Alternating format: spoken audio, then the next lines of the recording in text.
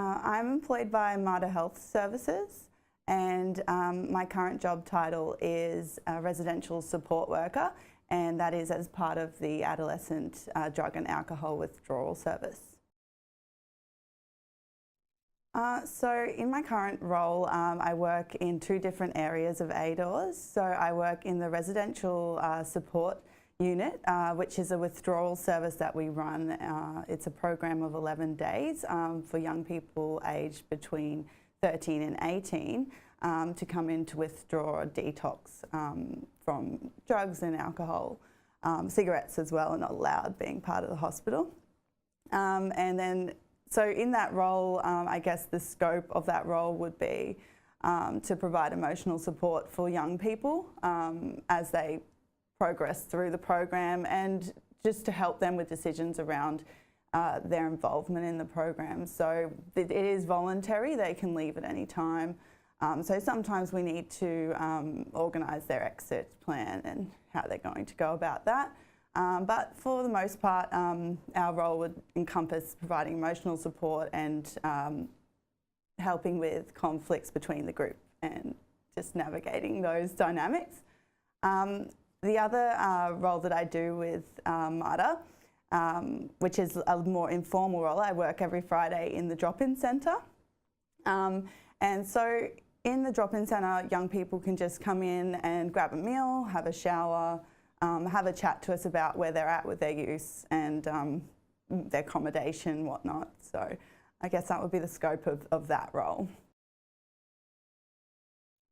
So the typical day would vary a lot depending on whether I was in the drop-in centre or the residential program. But basically, in the residential, I'll take you through that one first. So we'll come in, we'll go to the office for handover, which is a half-an-hour process where the staff that have been on in the previous shift will just give us any vital information about what's been happening in the last time since we've been in the house, specifically their shift mostly. And also if it's our first shift working in that house, they'll give us a rundown of the young people that are in the house and what their primary concerns are, their substances and their medications, their experiences and risk factors and triggers and things like that, so that we can go out into the residential as best prepared as we can be to hopefully have a smooth shift. And so after handover, we will go out and we will then introduce ourselves to any young people that we haven't met yet, or just continue that rapport building process. Our shifts don't start at 9 a.m. So the ones I work are evening shifts, which means you come in at 3:30 and you leave at 11:30 at night. So we just are there to support them through the evening. So after we've come out and greeted everyone, we'll usually either just, depending on what's happening, we may just involve in some art with them or have a chat to them, help them with some food. It just depends it depends on the house, because it's just so much variation. But at some point in the afternoon, we'll need to have a house meeting where we'll decide what we're doing for our activity for the evening. So we try to get them out of the house every day, doing something productive, or just especially for the boys, maybe going to the gym and having some exercise. So we can do that. We could go for a walk, we could go to the movies. Sometimes we go bowling.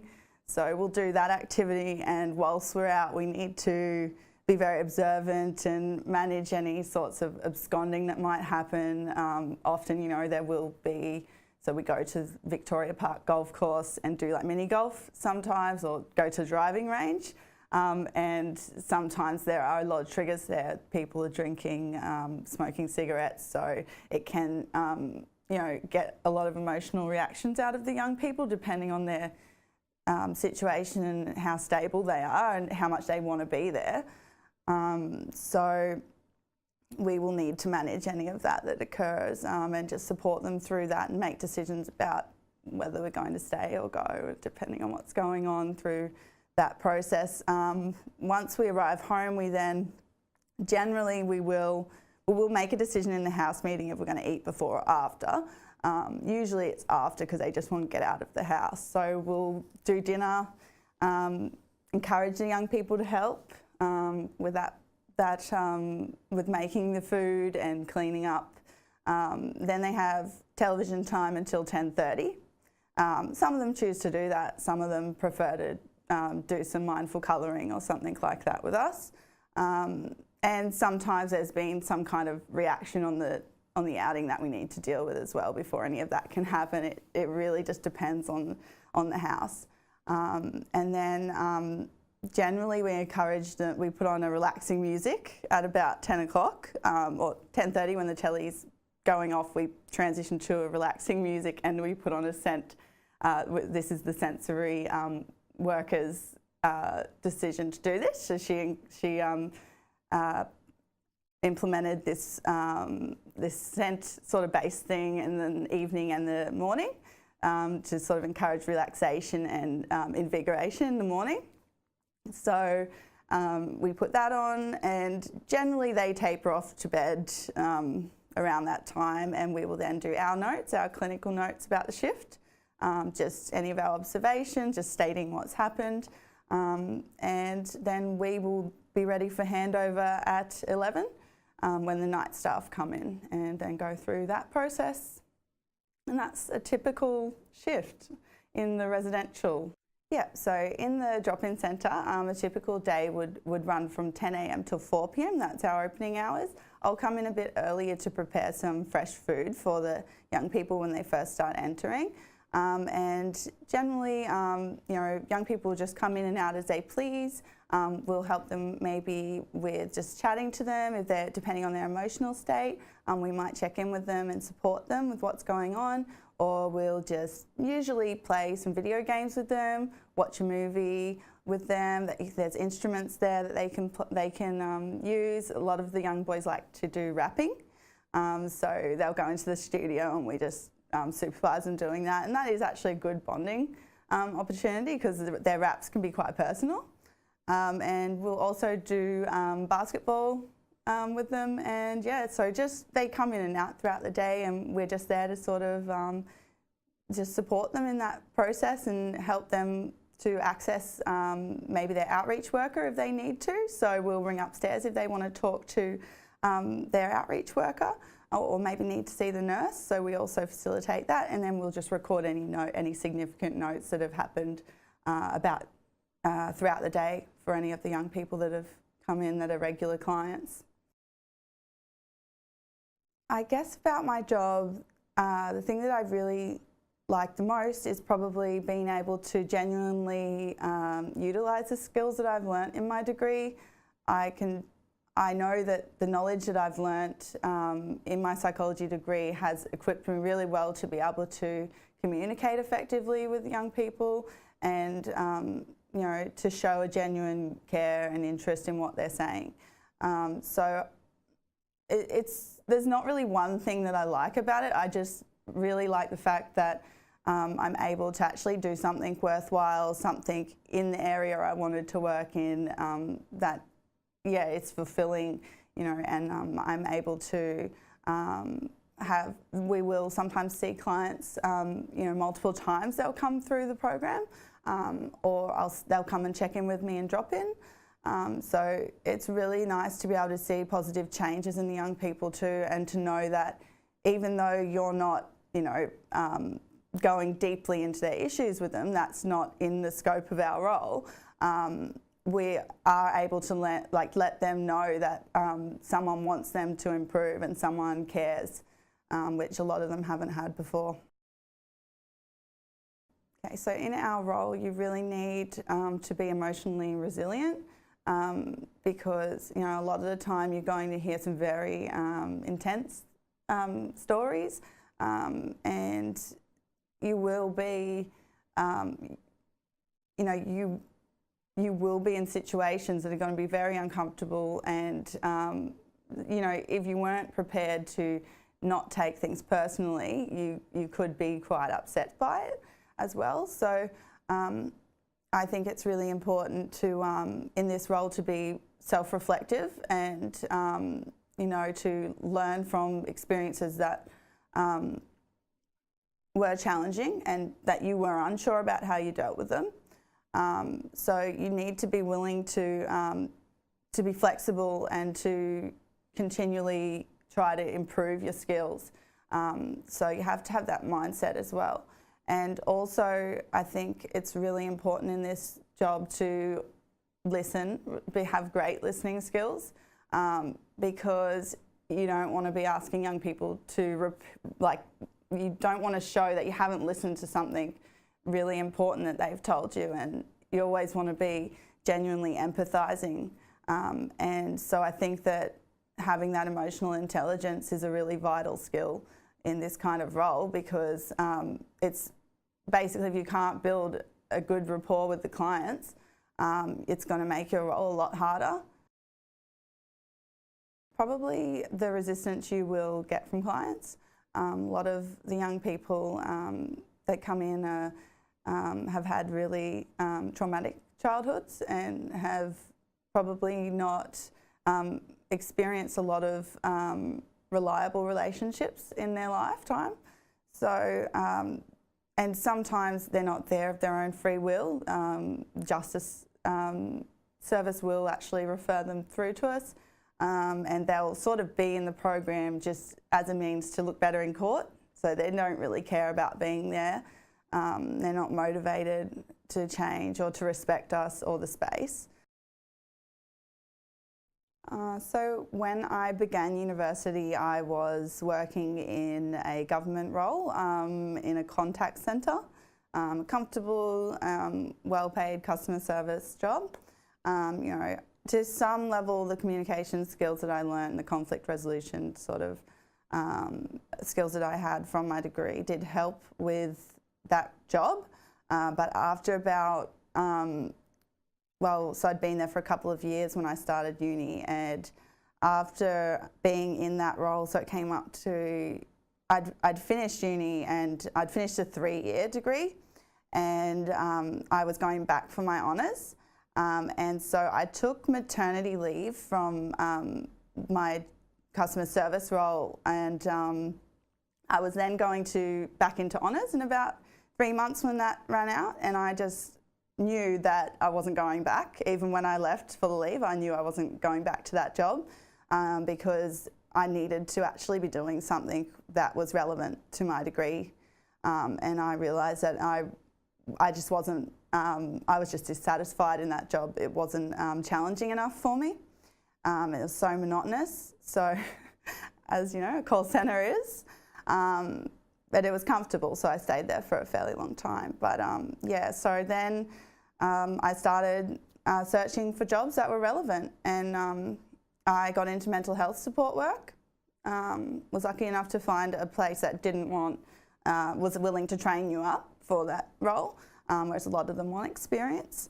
And so, yeah, I got that experience to start off with, get my feet in the ground there, and then once I was in honours, I did my placement, and I expressed my interest in working in drug and alcohol to my supervisor, who was the clinical coordinator of the psychology team at Mater, and she then contacted ADOS, which is a separate building around a block away from the Mater Hospital, and there was a young psychologist working there, who I went with for about 10 hours of my 40-hour supervision, and went along with her to see clients and just to see how ADOS operated. And she sensed how enthusiastic I was and how interested I was in, you know, starting working in that field. So she was able to tell my supervisor about an opportunity that was in the residential unit at ADOS, and that I should probably send my resume through to their boss. I chose this career path because I genuinely want to help people. And I think one of our lecturers once said, like, you know, you fall into this group of helpers, and a lot of psychology students do. So I think coming from a family that had experience with mental illness, including drug and alcohol dependence, I was very passionate about helping people recover from that and recognise that you can live a productive and fulfilling life after those experiences, and you can manage your mental illness. And so I guess I moved into psychology because I was so interested in understanding it better from a personal level, as well as just wanting to do something worthwhile with my life. And I felt that that was the right thing for me. I studied a Bachelor of Psychological Science with honours, and in addition to the degree, when I decided to transition into a relevant role, I also went out and got a first aid qualification, CPR qualification, and I did have to apply for a blue card, but that was once I got the role and the organisation organises that. I also did a mental health first aid certificate. The transition occurred whilst I was in university, so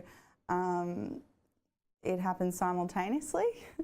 And it was basically as part of my placement, as I said before, that I was able to gain this role. That transition started when I was losing motivation with the other role because it was so draining, and I was looking for something else as well. So I did express that to my supervisor, that, you know, how challenging that job was becoming and the lack of support I felt in that role. And the supervisor at ADORS seen that, you know, how enthusiastic I was, and how I asked a lot of questions, and you know, she could tell that I was really passionate about working in that role, in that kind of role. And so within a few weeks of sending in my resume to ADORS, I had an interview, and then you know, I prepared as best I could for that interview, but I felt quite confident, having been offered the job and offered to apply for the job, and then the interview went quite well. And within a few days, I'd been told I got the job, and I transitioned over to that role within 2 weeks. So just gave my notice to the other one, and moved into this to start training with ADORS. When I first started at uni, I was very fixed on that ideal of a psychologist, sitting in a room, seeing clients, and, you know, helping treat mental illness. You know, as vital as that is, and such an important role, that's not always the outcome when you study psychology. And I guess it took me a few years to really realise the full capacity of what students of psychology can do. So, you know, you could work in probation, parole, justice system, youth work, support roles, recruitment. You know, the list goes on. It's a really broad area. What would have been valuable knowledge would be how important not only the degree is, but the work experience, and having, you know, knowledge of what you're actually going to be facing, because it's not a smooth ride when you transition into mental health work, and there's going to be a lot of challenges along the way. So I guess, and doing anything you can to get the experience at an earlier stage is something that would have been valuable knowledge when I started my degree. So my advice would be, don't box yourself into the idea of becoming a psychologist. Although, you know, you have multiple options after graduating. There's many master's programs you can go into that are not just psychology, and there's also multiple PhD options if you want to go down the postgrad path. But from the other side, you know, if you want to work at using your skills from your degree, there's lots of options for you, and don't wait to start looking at those options. So I would say my advice would be volunteer in organisations. If you want to work in drug and alcohol, there's organisations like Drug Arm, there's Brisbane Youth Service, there's a lot of outreach sort of organisations scattered around Brisbane, and you just need to do your research. So I also volunteered at a nursing home for a while, and with dementia patients, that was really valuable. So things like that will really set you apart when you go for jobs, and don't wait to start looking. Go and seek in first year, in second year, just keep sort of your finger on the pulse, and just keep sort of trying to understand what your options are and what your opportunities are in your area. So the sooner you're able to go out into the field, work with professionals, be part of a multidisciplinary team, and understand the kind of issues that you're going to face in your roles, the better for you, and the sooner you can advance your skills with work experience and by applying your degree, so it complements each other.